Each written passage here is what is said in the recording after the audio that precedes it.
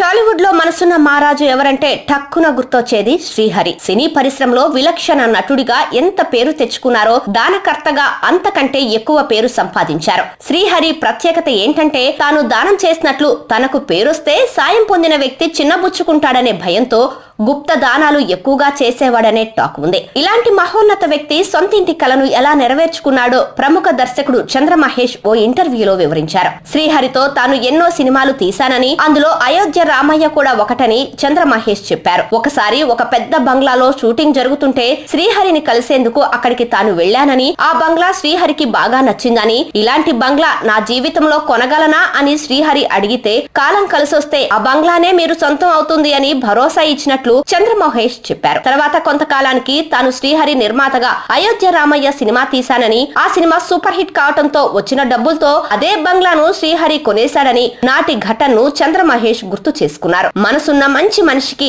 తన మంచితనమే ఈ స్థాయికి తీసుకొచ్చిందన్నారు.